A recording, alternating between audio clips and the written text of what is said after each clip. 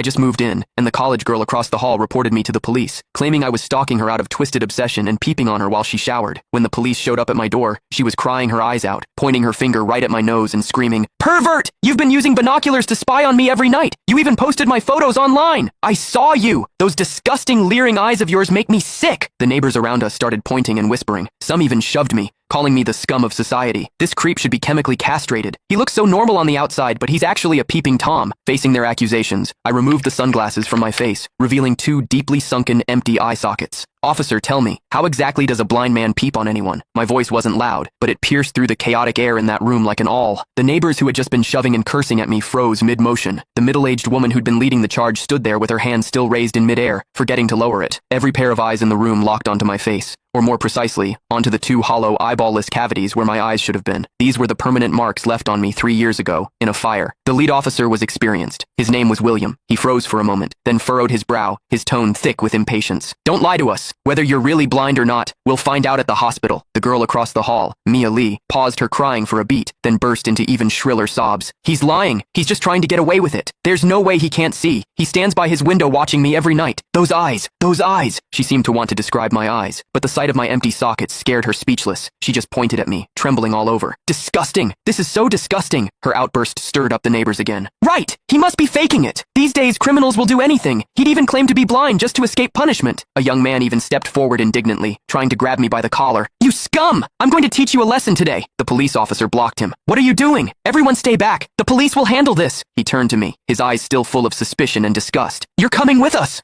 I didn't resist. I calmly held out both hands. Cold metal touched my wrists. Two younger officers flanked me on either side and led me toward the elevator. Behind me, Mia's crying mixed with the neighbors' curses into a chaotic din. "Scum of society! Get out of our community! Hope you rot in prison!" I could see the righteous expressions on their faces. I could also hear the pleasure in their voices as they trampled me into the mud. I stepped into the elevator. The metal doors slowly closed, cutting off the noise from outside. One of the younger officers, probably new to the job, couldn't help but ask me quietly, Are you really blind?" I tugged at the corner of my mouth but didn't answer. The other officer patted his shoulder, signaling him to keep quiet. But I knew that in their minds, the scales had already tipped completely in favor of that tearful young girl. After all, it was a young, pretty, pitiful college student on one side, and on the other, a suspicious man living alone, wearing sunglasses. In their eyes, it was crystal clear who was the victim and who was the perpetrator. What they didn't know was this: sometimes, what the eyes see is the biggest lie of all. And I, a blind man, had seen something that none of them had. For instance, when Mia accused me, her heartbeat was steady, without a single ripple of genuine emotion. The interrogation room at the police station was harshly lit by fluorescent lights, and the air smelled faintly of mildew.